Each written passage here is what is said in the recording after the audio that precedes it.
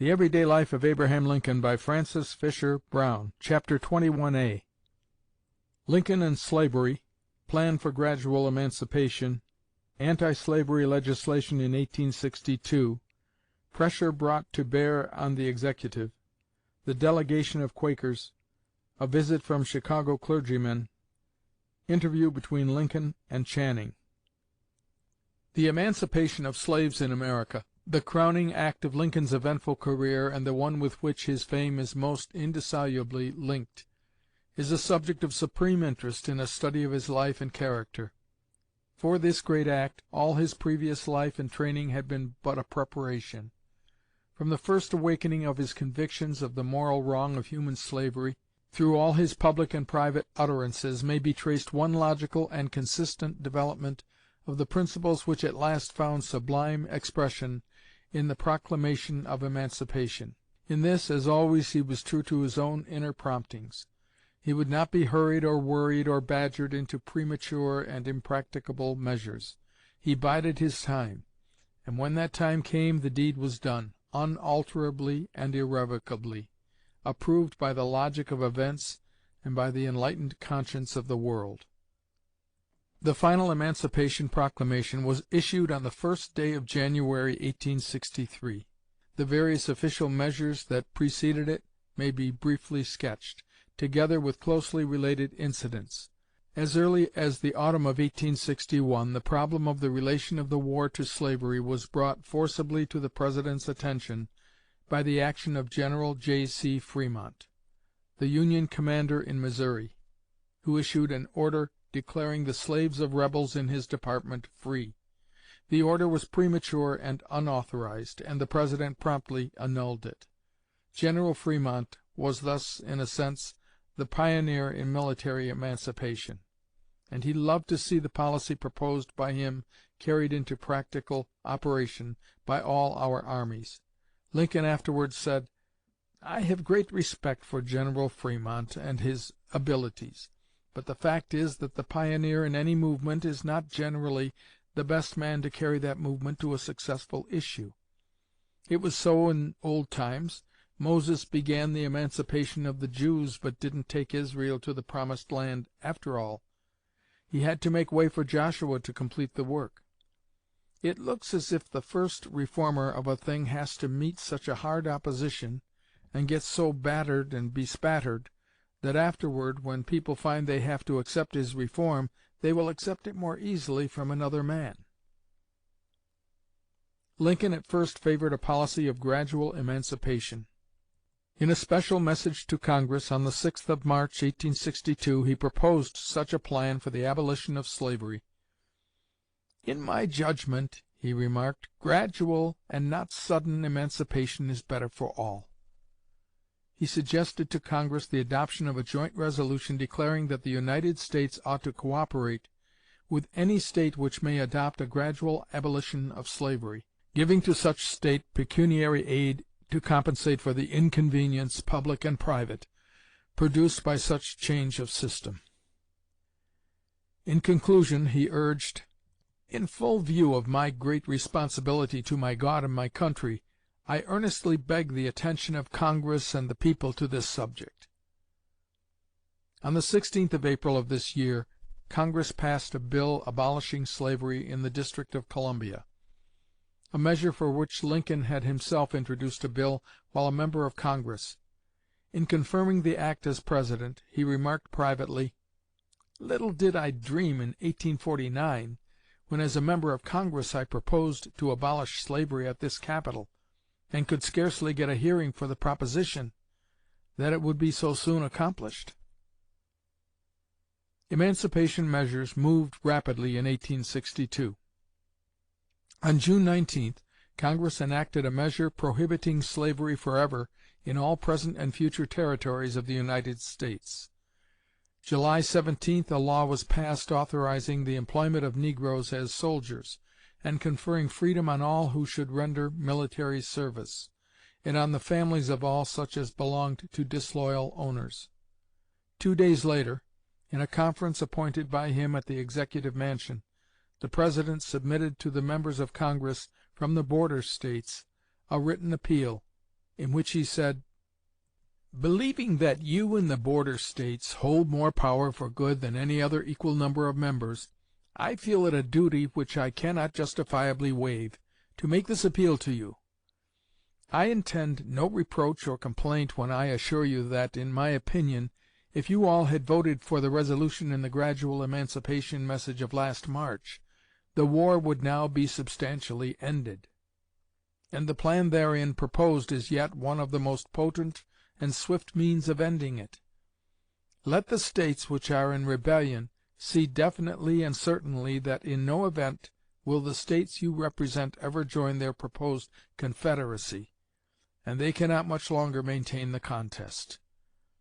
If the war continues long, as it must if the object be not sooner attained, the institution in your States will be extinguished by mere friction and abrasion, by the mere incidents of the war. It will be gone, and you will have nothing valuable in lieu of it. Much of its value is gone already. How much better for you and your people to take the step which at once shortens the war and secures substantial compensation for that which is sure to be wholly lost in any other event. How much better to thus save the money which else we sink forever in the war.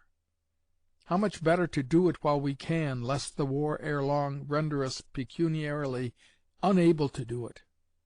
How much better for you as seller and the nation as buyer to sell out and buy out that without which the war could never have been, than to sink both the thing to be sold and the price of it in cutting one another's throats. I do not speak of emancipation at once, but of a decision to emancipate gradually. Upon these considerations I have again begged your attention to the message of March last.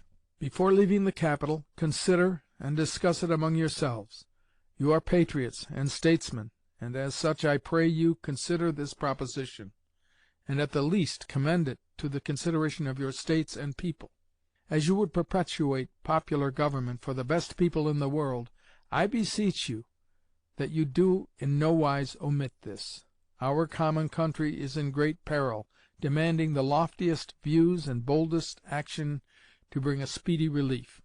Once relieved, its form of government is saved to the world, its beloved history and cherished memories are vindicated, and its happy future fully assured and rendered inconceivably grand. To you, more than any others, the privilege is given to assure that happiness and swell that grandeur, and to link your own names therewith forever. In an interview with Mr. Lovejoy and Mr. Arnold of Illinois, the day following this conference, Lincoln exclaimed, "Oh, how I wish the border States would accept my proposition! Then you, Lovejoy, and you, Arnold, and all of us would not have lived in vain. The labor of your life, Lovejoy, would be crowned with success. You would live to see the end of slavery." The first occasion on which the President definitely discussed emancipation plans with members of his Cabinet, according to Secretary Welles, was on the 13th of July, 1862. On that day, says Mr. Welles, President Lincoln invited me to accompany him in his carriage to the funeral of an infant child of Mr. Stanton. Secretary Seward and Mrs. Frederick Seward were also in the carriage. Mr. Stanton occupied at that time for a summer residence the house of a naval officer, some 2 or 3 miles west or northwest of Georgetown. It was on this occasion, and on this ride, that he first mentioned to Mr. Seward and myself the subject of emancipating the slaves by proclamation in case the rebels did not cease to persist in their war on the Government and the Union, of which he saw no evidence. He dwelt earnestly on the gravity, importance, and delicacy of the movement, said he had given it much thought, and had about come to the conclusion that it was a military necessity absolutely essential for the salvation of the Union, that we must free the slaves or be ourselves subdued, etc. This was, the President said, the first occasion when he had mentioned the subject to any one, and wished us to frankly state how the proposition struck us. Mr. Seward said the subject involved consequences so vast and momentous that he should wish to bestow on it mature reflection before giving a decisive answer. but his present opinion inclined to the measure as justifiable, and perhaps he might say expedient and necessary. These were also my views. 2 or 3 times on that ride the subject, which was of course an absorbing one for each and all, was adverted to, and before separating the President desired us to give the question special and deliberate attention, for he was earnest in the conviction that something must be done. It was a new departure for the President, for until this time, in all our previous interviews, whenever the question of emancipation or the mitigation of slavery had been in any way alluded to, he had been prompt and emphatic in denouncing any interference by the General Government with the subject. This was, I think, the sentiment of every member of the Cabinet, all of whom, including the President, considered it a local, domestic question, appertaining to the States respectively, who had never parted with their authority over it. But the reverses before Richmond, and the formidable power and dimensions of the insurrection, which extended through all the slave States, and had combined most of them in a confederacy to destroy the Union, impelled the administration to adopt extraordinary measures to preserve the national existence. The slaves, if not armed and disciplined, were in the service of those who were, not only as field laborers and producers, but thousands of them were in attendance upon the armies in the field, employed as waiters and teamsters, and the fortifications and entrenchments were constructed by them. It has been shown again and again, by the words of Lincoln and by the testimony of his friends, that he heartily detested the practice of slavery, and would joyfully have set every bondman free. Before his nomination for the Presidency, indeed from the very beginning of his public life, he had repeatedly put himself on record as opposed to slavery, but perhaps nowhere more tersely and unequivocally than in these words: "There is no reason in the world why the negro is not entitled to all the natural rights enumerated in the Declaration of Independence, the right to life, liberty, and the pursuit of happiness. I hold that he is as much entitled to them as the white man." But his respect for the laws of the land deterred him from measures that might seem of doubtful constitutionality, and he waited patiently until the right hour had struck before he issued the edict of emancipation so eagerly demanded by a large class of earnest and loyal people at the North. Many of these people, misunderstanding his views and intentions, were very impatient, and their criticisms and expostulations were a constant burden to the sorely tried executive. In June of this year, 1862, the President was waited on by a deputation of Quakers or Friends, 15 or 20 in number, who had been charged by the yearly meeting of their association to present a minute to the President on the subject of slavery and the duty of immediate emancipation. The visit of these excellent people was not altogether timely. Bad news had been received from McClellan's army on the Peninsula, and Lincoln was harassed with cares and anxieties. But he gave the deputation a cordial though brief greeting, as he announced that he was ready to hear from the friends. In the reading of the minute, it appeared that the document took occasion to remind the President that years before he had said, "I believe that this government cannot permanently endure half slave and half free," and from this was implied a suggestion of his failure to perform his duty as he had then seen it. Lincoln was decidedly displeased with this criticism, and after the document had been read to the close, he received it from the Speaker. Then drawing himself up, he said with unusual severity of manner, "It is true that on the 17th of June, 1858, I said, 'I believe that this government cannot permanently endure half slave and half free.' But I said it in connection with other things from which it should not have been separated in an address discussing moral obligations. For this is a case in which the repetition of half a truth, in connection with the remarks just read, produces the effect of a whole falsehood. What I did say was, if we could first know where we are, and whither we are tending, we could better judge what to do and how to do it. We are now far into the 5th year since a policy was initiated with the avowed object and confident promise of putting an end to the slavery agitation. Under the operation of that policy, This agitation has not only not ceased, but has constantly augmented. In my opinion, it will not cease until a crisis shall have been reached and passed. A house divided against itself cannot stand. I believe that this government cannot permanently endure half slave and half free. I do not expect the Union to be dissolved. I do not expect the house to fall. But I do expect that it will cease to be divided. It will become all one thing or all the other. Either the opponents of slavery will arrest the further spread of it, and place it where the public mind shall rest in the belief that it is in the course of ultimate extinction, or its advocates will push it forward till it shall become alike lawful in all the States, old as well as new, North as well as South. Take this statement as a whole, and it does not furnish a text for the homily to which this audience has listened." As Lincoln concluded, he was turning away, when another member of the delegation, a woman, requested permission to detain him with a few words. Somewhat impatiently he said, "I will hear the friend." Her remarks were a plea for the emancipation of the slaves, urging that he was the appointed minister of the Lord to do the work, and enforcing her argument by many scriptural citations. At the close he asked, "Has the friend finished?" And receiving an affirmative answer, he said, "I have neither time nor disposition to enter into discussion with the friend, and end this occasion by suggesting for her consideration the question whether, if it be true that the Lord has appointed me to do the work she has indicated, it is not probable that he would have communicated knowledge of the fact to me as well as to her." Something like the same views were expressed by Lincoln on another occasion, when, in response to a memorial presented by a delegation representing most of the religious organizations of Chicago, he said respectfully and pointedly, "I am approached with the most opposite opinions and advice, and by religious men who are certain they represent the divine will.